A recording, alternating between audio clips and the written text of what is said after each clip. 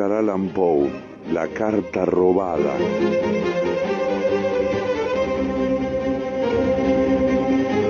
En París, justamente después de una oscura y tormentosa noche en el otoño de 1800, gozaba yo de la doble voluptuosidad de la meditación y de una pipa de espuma de mar, en compañía de mi amigo Augusto Dupin, en su pequeña biblioteca privada o gabinete de lectura situada en el número 33 de la Rue Dunod.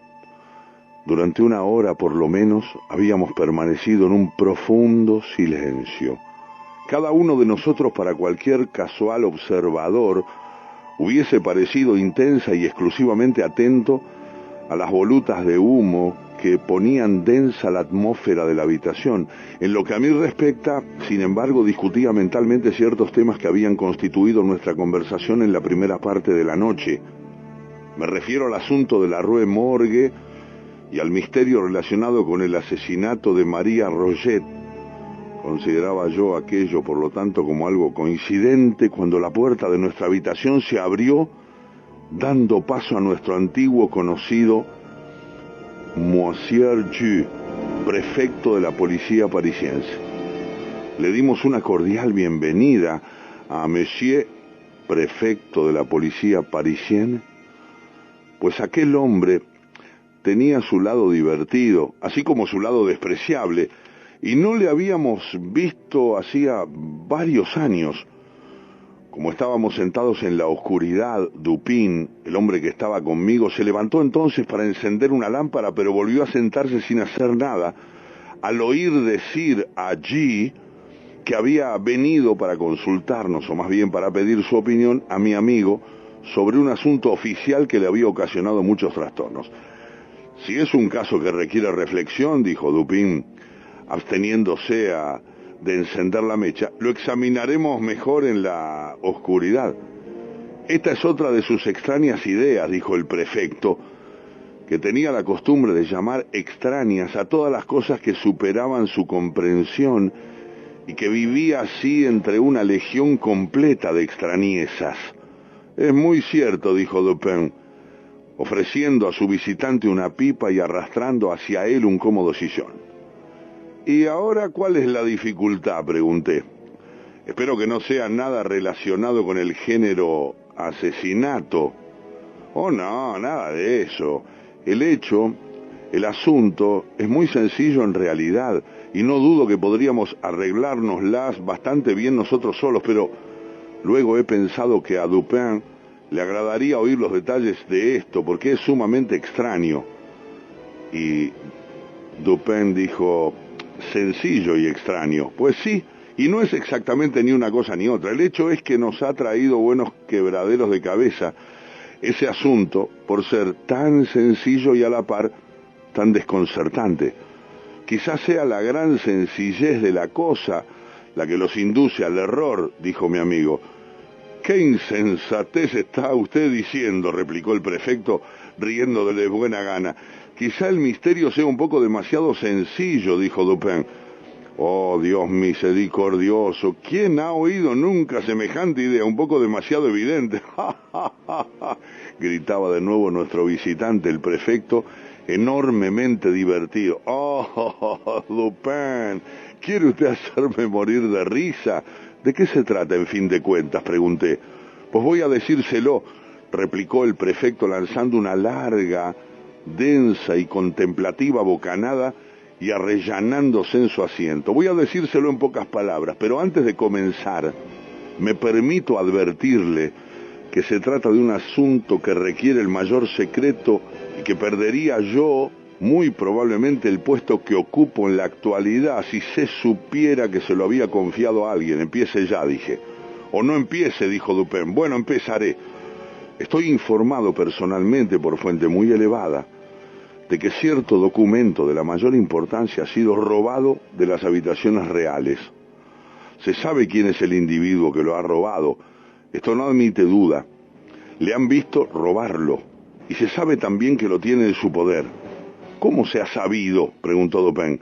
«Se infiere claramente», replicó el prefecto, de la naturaleza del documento y de la no aparición de ciertos resultados que habrían tenido lugar enseguida si no estuviese el documento en poder del ladrón, es decir, si fuera utilizado para el fin que debe él proponerse. Sea usted un poco más explícito, le dije. Pues bien, me arriesgaré a decir que ese papel confiere a su poseedor cierto poder en cierto lugar, poder que es de una valía inmensa. El prefecto era muy aficionado a la jerga diplomática. Sigo sin entender absolutamente nada, dijo Dupin. ¿No? Bueno, la revelación de ese documento a una tercera persona cuyo nombre silenciaré pondría en entredicho el honor de alguien del más alto rango.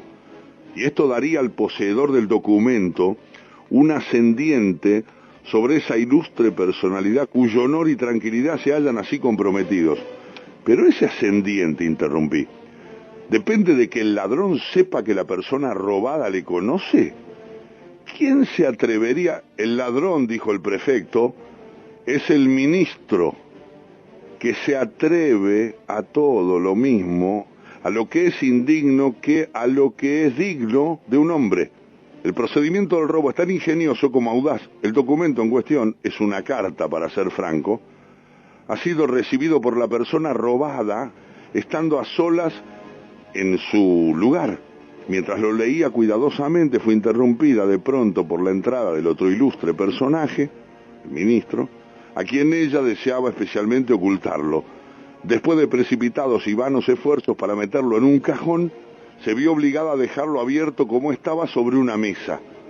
La dirección, no obstante, estaba vuelta y el contenido, por tanto, era ilegible, de modo que la carta pasó inadvertida. En ese momento entró el ministro, sus ojos de lince ven enseguida el papel, reconoce la letra y la dirección, observa la confusión de la persona a quien iba dirigido y penetra su secreto. Después de despachar algunos asuntos con la celeridad en él acostumbrada, saca una carta un tanto parecida a la misiva en cuestión, la abre, finge leerla y luego la coloca muy cerca de la otra. Vuelve a conversar durante unos 15 minutos sobre los asuntos públicos y por último se despide y toma de la mesa la carta a la que no tiene derecho. La legítima poseedora lo ve, pero naturalmente no se atreve a llamar la atención sobre aquel acto en presencia del tercer personaje que está junto a ella. El ministro se marcha dejando su propia carta, una carta sin importancia, sobre la mesa. Ahí tiene usted, dijo Dupin, ahí tiene usted precisamente lo que se requería para que el ascendiente fuese completo. El ladrón sabe que la persona robada le conoce. Sí, asintió el prefecto. El poder alcanzado así lo ha usado con amplitud desde hace algunos meses para sus fines políticos hasta un punto muy peligroso. La persona robada está cada día más convencida de la necesidad de recuperar su carta, pero esto sin duda no puede hacerse abiertamente. Al fin, impulsada por la desesperación, me ha encargado del asunto. Entonces yo la estoy buscando. Era imposible, supongo, me dijo Dupin entre una perfecta voluta de humo. Era imposible, supongo, elegir e incluso imaginar un agente más sagaz. Usted me adula, dijo el prefecto, pero es posible que hayan tenido en cuenta esa opinión. Está claro, dije. Como usted ha hecho observar que la carta se halla aún en posesión del ministro, puesto que es esa posesión y no el uso de la carta lo que le confiere su poder.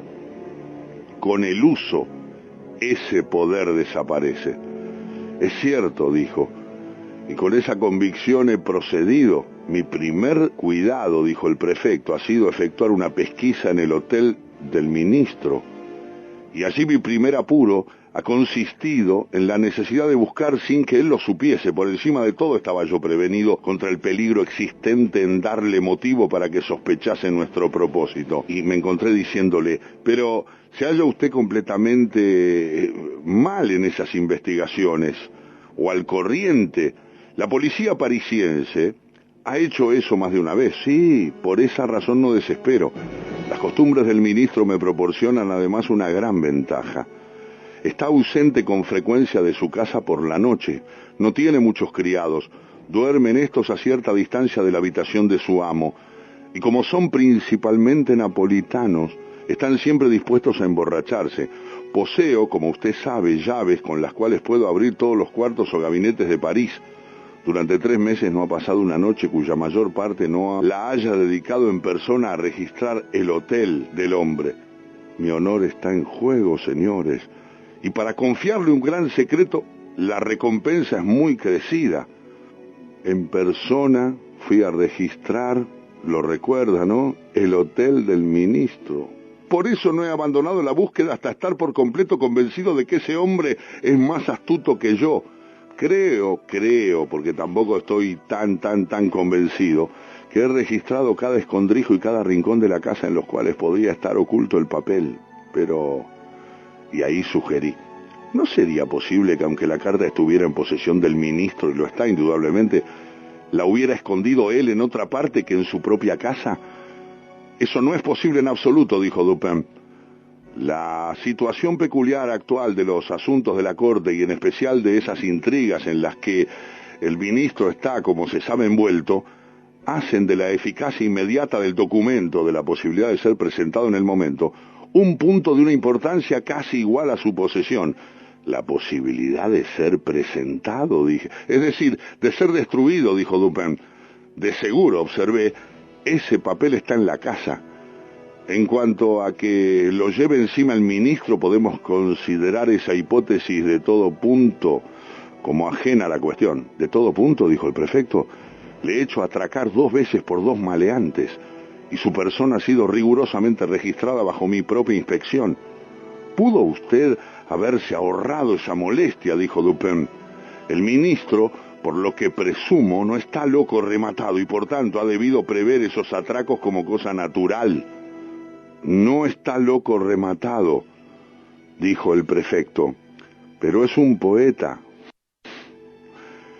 por lo cual para mí se halla muy cerca de la locura. Es cierto, dijo Dupin, después de lanzar larga y pensativamente bocanadas de humo de su pipa de espuma, aunque sea yo mismo culpable de ciertas aleluyas. Denos usted, dijo, detalles precisos de su busca. Pues bien, el hecho es que nos hemos tomado tiempo y hemos buscado por todas partes. Tengo una larga experiencia en estos asuntos. Hemos recorrido la casa entera, cuarto por cuarto, dedicando las noches de toda una semana a cada uno. Hemos examinado primero el mobiliario de cada habitación y abierto todos los cajones posibles.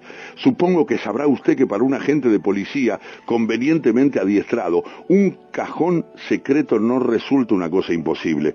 Es un mastuerzo todo hombre que en una pesquisa de ese género permite que un cajón secreto escape a su búsqueda. La cosa es tan sencilla. Hay en cada estancia cierta cantidad de volumen, de espacio, del cual puede uno darse cuenta. Tenemos para eso reglas exactas. Ni la 50ª parte de una línea puede escapársenos. Después de las habitaciones nos hemos dedicado a las sillas. Los almohadones han sido sondeados con esos finitos agujones que me ha visto usted emplear. Hemos quitado los tableros de las mesas. ¿Y eso para qué? A veces el tablero de una mesa o de cualquier otra mesa semejante del mobiliario es levantado por la persona que desea esconder un objeto, ahueca entonces la pata, deposita el objeto dentro de la cavidad y vuelve a colocar el tablero. Los fondos y remates de las columnas de las camas son utilizados para el mismo fin. Pero, ¿no puede descubrirse ese hueco por el sonido?, pregunté. No hay manera. Si ha sido depositado el objeto envuelto en un relleno de algodón suficiente. Además, en nuestro caso nos veíamos obligados a actuar sin hacer ruido, pero ustedes no han podido desmontar todas las piezas del moblaje en las cuales hubiera sido factible depositar un objeto de la manera que usted ha indicado. Una carta puede ser enrollada en una espiral muy fina, parecidísima en su forma a una aguja de hacer punto, y ser así introducida dentro del palo de una silla, por ejemplo. ¿Han desmontado ustedes las piezas de todas las sillas? Ciertamente que no, pero hemos hecho algo mejor. Hemos examinado los palos de cada silla en el hotel e incluso las junturas de toda clase de muebles con ayuda de un potente microscopio. ¿Escucha lo que estoy diciendo? Si hubiese habido un indicio cualquiera de una alteración reciente, no hubiéramos dejado de descubrirlo al punto. Un solo grano de polvo de berbiquí, por ejemplo, habría aparecido pero tan visible como una manzana. Cualquier alteración en la cola, una simple grieta en las junturas, hubiera bastado para asegurarnos su descubrimiento. ¿Entiende usted lo que digo? Supongo que habrán ustedes examinado los espejos entre la luna y la chapa. y que habrán registrado las camas y sus ropas, lo mismo que las cortinas y alfombras, naturalmente. Y cuando hubimos examinado cada partícula del mobiliario de ese modo, examinamos la propia casa. Dividimos su superficie entera en compartimientos que numeramos para que así no se nos olvide ninguno de esos lugares. Después examinamos cada pulgada cuadrada por todas partes, incluso las dos casas contiguas con el microscopio como antes. Las dos casas contiguas, dije. Ha debido ustedes soportar grandes molestias. En efecto, pero la recompensa ofrecida es prodigiosa. Incluye usted los suelos de las casas. Todos los suelos son de ladrillo. En comparación, eso nos ha dado poco trabajo. Hemos examinado el musgo entre los ladrillos encontrándolo intacto. ¿Habrá usted mirado entre los papeles del ministro, naturalmente, y dentro de los libros de su biblioteca? Hemos abierto, señor, cada paquete y cada bulto. No solo hemos abierto todos los libros, sino que hemos pasado hoja por hoja cada volumen, no contentándonos con una simple sacudida, según suelen hacer algunos de nuestros oficiales de policía. Hemos medido también el espesor de cada pasta de libro con la más exacta minuciosidad, aplicando a cada una el más celoso escudriñamiento del microscopio. Si se hubiera introducido algo en una de esas encuadernaciones, habría sido del todo imposible que el hecho escapase a nuestra observación. ¿Han explorado ustedes los suelos por debajo de las alfombras? Hemos quitado todas las alfombras, examinado las tablas con el y los papeles de las paredes, sí. ¿Han registrado las cuevas? Lo hemos hecho. Entonces, han incurrido ustedes en un error y la carta no está en la casa. Temo que tenga usted razón en eso, dijo el prefecto. Y ahora, Dupin, ¿qué me aconseja que haga? Una investigación concienzuda en la casa. Eso es completamente inútil, dijo el prefecto. No estoy seguro que respiro como que la carta no se halla en el hotel. No tengo mejor consejo que darle, dijo Dupin. ¿Posee usted, supongo, una descripción exacta de la carta? Sí. Y aquí el prefecto, sacando una cartera de apuntes, se puso a leernos en voz alta una reseña del aspecto interno de la carta. Un mes después nos hizo otra visita, encontrándonos casi en la misma ocupación que la otra vez. Tomó una pipa, una silla e inició una conversación usual. Por último le dije, bueno, prefecto, ¿qué hay de la carta robada? Supongo que al final se habrá usted resignado a pensar que no es cosa sencilla ganar en rapidez, en astucia al ministro. Que el diablo le confunda, dijo él. Sí, realicé a pesar de todo este nuevo examen que Dupin sugería, pero fue labor perdida. ¿A cuánto asciende la recompensa ofrecida que usted habló? Pues a una gran cantidad. Es una recompensa muy generosa. No sé a cuánto asciende exactamente, pero le voy a decir, yo me voy a comprometer a entregar por mi cuenta un cheque de 50.000 francos a quien pudiese conseguirme esa carta. El hecho es que la cosa adquiere cada día mayor importancia. Pues sí, dijo Dupin arrastrando las palabras entre bocanadas de su pipa de espuma. Realmente creo, prefecto, que no se ha esforzado usted todo lo que podía en este asunto. Yo creo que podría hacer un poco más. ¿Cómo? ¿En qué sentido? Pues, dijo Dupin y metió 2 bocanadas. ¿Podría usted, por ejemplo, aplicar el consejo sobre esta cuestión, ¿Recuerda usted la historia que cuentan de Abernethy? No, maldito Abernethy, con seguridad. Al diablo y buen viaje, pues una vez cierto hombre rico concibió el propósito de obtener gratis una consulta médica de Abernethy.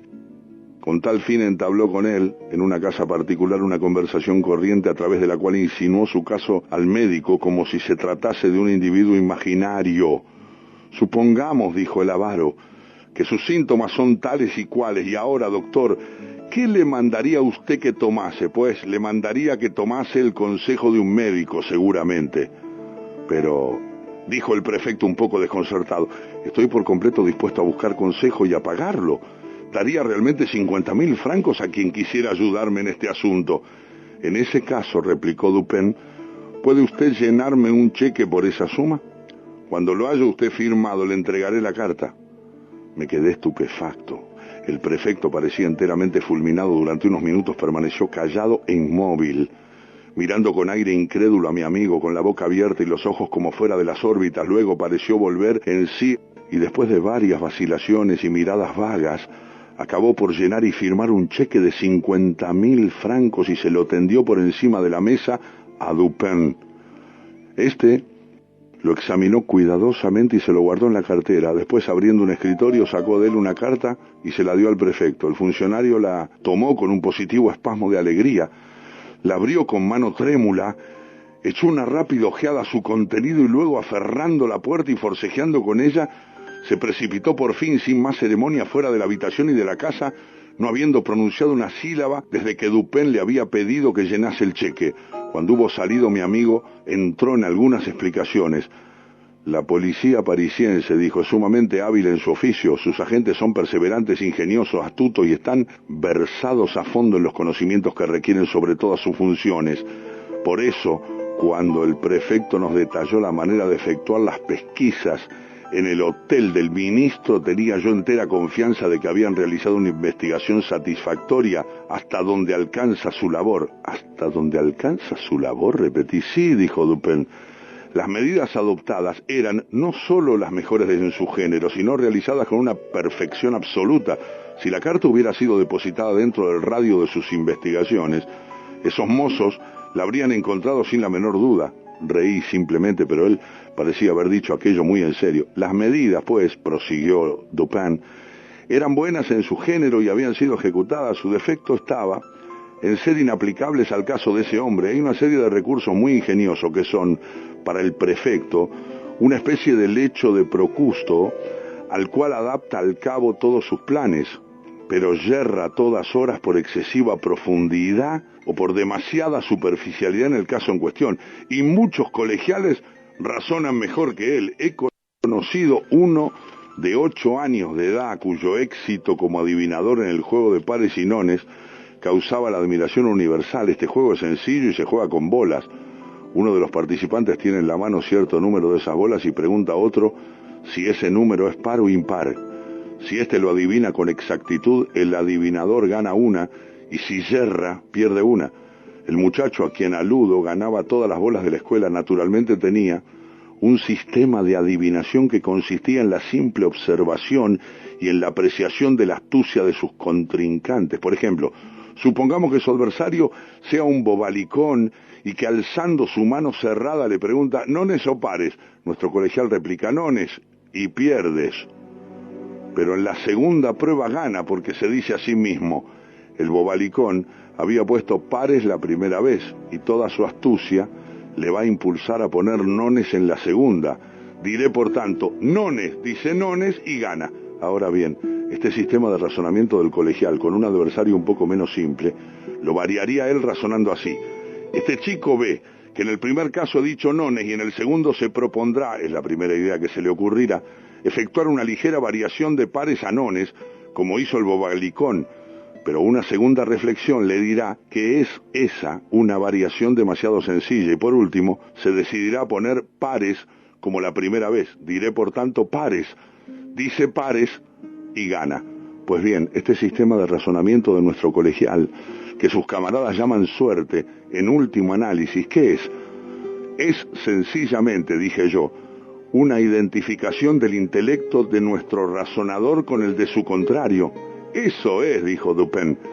Y cuando pregunté al muchacho de qué manera efectuaba él esa perfecta identificación en la cual consistía su éxito, me dio esta respuesta. Cuando quiero saber hasta qué punto es alguien listo o tonto, hasta qué punto es bueno o malo, o cuáles son en el momento presente sus pensamientos, modelo la expresión de mi cara lo más exactamente que puedo de acuerdo con la expresión de la suya.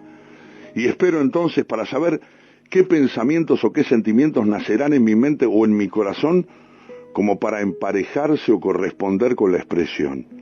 Esta respuesta del colegial supera en mucho toda la profundidad sofística atribuida a La Rochefoucauld o La Bruyère o Maquiavelo o a Campanella.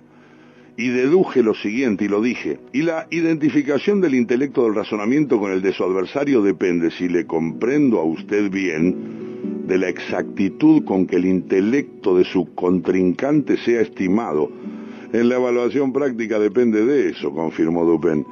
Y si el prefecto y toda su cohorte se han equivocado con tanta frecuencia, ha sido primero por carencia de esa identificación y en segundo lugar por una apreciación inexacta, o más bien por la no apreciación de la inteligencia con la que se miden. No ven ellos más que sus propias ideas ingeniosas y cuando buscan algo escondido solo piensan en los medios que hubieran empleado para ocultarlo.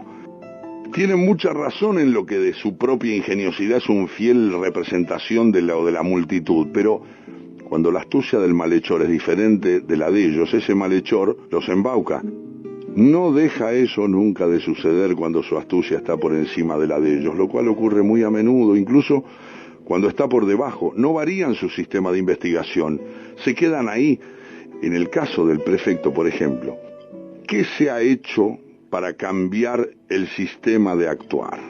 ¿Qué son todas esas perforaciones, búsquedas, sondeos, levantar una alfombra? ¿Qué es sino exageración al aplicarlo de uno de los principios de investigación que están basados sobre un orden de ideas referente a la cosa del ingenio humano? Porque en todos los casos los objetos escondidos, esa manera ambiciosa y tortuosa de ocultar el objeto es, en principio, presumible y presumida. Pero, y yo pregunté, ¿es realmente poeta el hombre? Los poetas están locos, me habían dicho. Sé que son dos hermanos y que ambos han logrado fama en la literatura. El ministro, según creo, ha escrito un libro muy bueno sobre el cálculo diferencial e integral. Es un matemático y no un poeta. Se equivoca usted, lo conozco bien. Es poeta y matemático. Como poeta y matemático, ha debido de razonar con exactitud como simple matemático no hubiese razonado en absoluto y habría quedado a merced del prefecto. Semejante opinión, dije, tiene que asombrarme. Está desmentida por la voz del mundo entero. Dupin siguió pensando. Veo que usted va a tener un choque con algunos de los algebristas de París. Impugno la validez y por consiguiente los resultados de una razón cultivada por medio de cualquier forma especial que no sea la lógica abstracta. El gran error consiste en suponer de verdad a ese dogma retórico de que una metáfora o una comparación pueden fortalecer un argumento e igualmente embellecer una descripción. No me he fijado nunca en eso, la verdad, porque antes le había dicho, ¿ha observado usted alguna vez cuáles son las muestras de tiendas en las calles que atraen más la atención?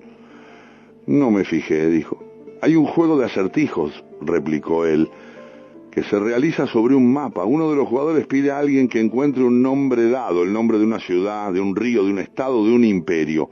Cualquier palabra en suma comprendida en la extensión abigarrada e intrincada del mapa. Una persona novata en el juego procura embrollar a sus adversarios indicándoles, qué sé yo, nombres impresos en letras diminutas, pero los acostumbrados al juego escogen nombres impresos en gruesos caracteres que se extienden desde una punta a la otra del mapa.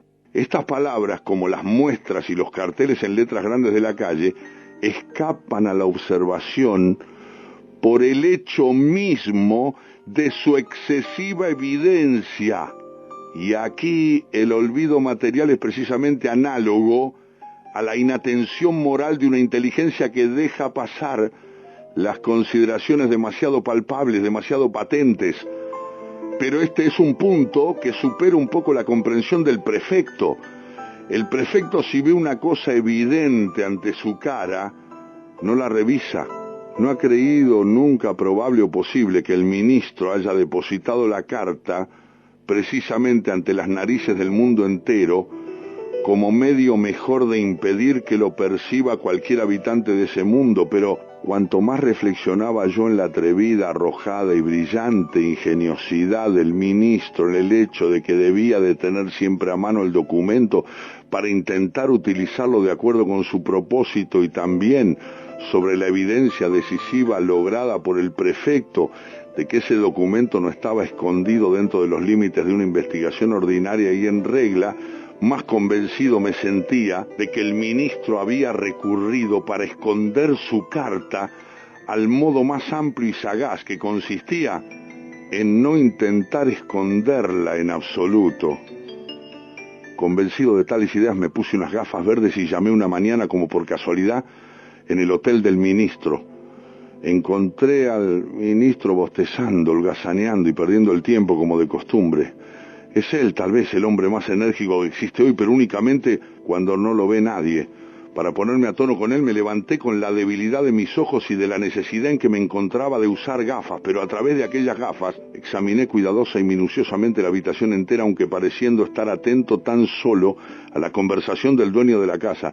Dediqué una atención especial a una amplia mesa de escritorio junto a la cual estaba él sentado, y sobre cuyo tablero se veían reunidas en una mezcolanza de varias cartas y otros papeles con 1 o 2 instrumentos de música y algunos libros. Después de aquel largo y cauto examen no vi allí nada que excitase una especial sospecha. Por último, mis ojos, al recorrer en torno la habitación, cayeron sobre un tarjetero de cartón con filigrana de baratija colgado por una cinta azul sucia de una anilla, encima justamente de la chimenea. Aquel tarjetero con 3 o 4 compartimientos contenía 5 o 6 tarjetas de visita y una carta solitaria. Esta última estaba muy sucia y arrugada y casi partida por la mitad, como si hubieran tenido el propósito en un primer impulso de romperla por completo como un papel inútil y hubiesen luego cambiado de opinión. Tenía un ancho sello negro con la inicial del ministro muy a la vista y estaba dirigida con una letra pequeña al propio ministro. La habían puesto allí, al descuido, al parecer con desprecio, dentro de uno de los compartimientos superiores del tarjetero. Apenas eché una ojeada sobre aquella carta, llegué a la conclusión de que era la que yo buscaba. Evidentemente resultaba en su aspecto por completo distinta de aquella de la cual nos había leído el prefecto una descripción tan minuciosa. En esta el sello era ancho y negro, con la cifra de el ministro. En la otra era pequeño y rojo, con el escudo ducal de la familia. En esta la dirección al ministro estaba escrita con una letra diminuta y femenina. En la otra la dirección a una persona regia. Parecía trazada con una letra a todas luces resuelta y personal. El tamaño era su único punto de semejanza, pero el carácter excesivo de estas diferencias fundamentales, en realidad, la suciedad, el estado deplorable del papel arrugado y roto, que estaban en oposición con las verdaderas costumbres del ministro tan metódicas que revelaban el propósito de desconcertar a un indiscreto, presentándole las apariencias de un documento sin valor. A la vista, la colocación descarada del documento. Ahí prolongué mi visita el mayor tiempo posible y mientras sostenía una discusión muy animada con el ministro sobre un tema que sabía yo que le interesaba en grado sumo, mantuve mi atención fija sobre la carta. Durante ese examen recordaba yo su aspecto exterior y la manera de estar colocada en el tarjetero, y al fin hice también un descubrimiento que disipó la ligera duda que podía quedarme aún. Al examinar los bordes del papel observé que estaban más deteriorados de lo que parecía necesario. Presentaban el aspecto roto de un papel duro que había sido doblado y aplastado por la plegadera. Es doblado en sentido contrario, aunque por los mismos pliegues que constituían su primera forma. Este descubrimiento me bastó. Era evidente para mí que la carta había sido vuelta como un guante, plegada de nuevo y lacrada otra vez. Di los buenos días al ministro, me despedí inmediatamente de él dejando una tabaquera de oro sobre la mesa. A la mañana siguiente volví a buscar la tabaquera, reanudamos desde luego la conversación del día anterior. Mientras la sosteníamos, una fuerte detonación como de un pistoletazo se oyó debajo mismo de las ventanas del hotel, seguida de los gritos y vociferaciones de una multitud aterrada. El ministro se precipitó hacia una ventana, la abrió y miró hacia abajo. Al propio tiempo fui hacia el tarjetero, tomé la carta, la guardé en mi bolsillo y la sustituí por un facsimil en cuanto al aspecto exterior, que había yo preparado con todo cuidado en mi casa imitando la cifra del ministro, fácilmente por medio de un sello de miga de pan. El alboroto de la calle había sido causado por el capricho insensato de un hombre armado de una escopeta. Había disparado en medio de un gentío de mujeres y de niños, pero como no estaba cargada con bala, el individuo fue tomado por loco, por borracho, y le permitieron seguir su camino. Cuando se marchó el ministro, se retiró de la ventana, a donde le había yo seguido sin tardanza después de haberme asegurado de que tenía la carta en cuestión. A los pocos minutos me despedí de él. El presunto loco era un hombre pagado por mí para que el ministro abriera la ventana y mirara hacia abajo. «¿Pero qué se proponía usted?», pregunté al sustituir la carta por un facsímil. ¿No hubiera sido mejor tomarla simplemente a raíz de su primera visita de haberse ido? Y ahí replicó Dupin: el ministro es un hombre decidido de gran temple, tiene en su hotel criados fieles a sus intereses. De haber efectuado yo esa tentativa violenta que usted sugiere, no habría salido con vida de su casa. El buen pueblo de París no hubiera oído hablar más de mí. Pero aparte de estas consideraciones, tenía yo un fin. Ya conoce usted mis simpatías políticas. En este asunto obré como partidario de la dama en cuestión. Hacía 18 meses que el ministro la tenía en su poder. Es ella ahora quien lo tiene a él en su poder, ya que él ignora que la carta no está ya en su posesión y querrá utilizarla para su chantaje habitual. Va a buscarse él mismo y en breve su ruina política. Su caída será tan precipitada como embarazosa. Se habla sin más ni más de la caída de este hombre, pero en materia de ascensiones, como decía la Catalani del canto, es más fácil subir que bajar. Es el caso presente. En este caso no tengo simpatía alguna, ni siquiera piedad por el que baja. El ministro es un monstruo horrendo, un hombre genial sin principios. Le confieso con todo que me gustaría mucho conocer el carácter exacto de sus pensamientos cuando, retado por el prefecto, llama cierta persona, se vea reducido a abrir la carta que dejé para él en su tarjetero. ¿Cómo? ¿Es que ha puesto usted algo especial en ella? Ya lo creo. No he creído conveniente dejar el interior en blanco, eso habría parecido un insulto. El ministro me jugó una vez en Viena una mala pasada y le dije en tono de buen humor que me acordaría de aquello. Por eso, como yo estaba seguro de que él iba a sentir cierta curiosidad por identificar a la persona que le había ganado en astucia, pensé que era una lástima no dejarle algún indicio. Conoce él muy bien mi letra y copié exactamente en mitad de la página en blanco estas palabras: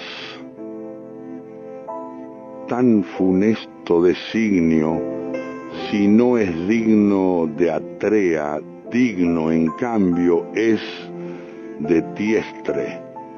Las encontrará usted en la Atrea de Crevillon.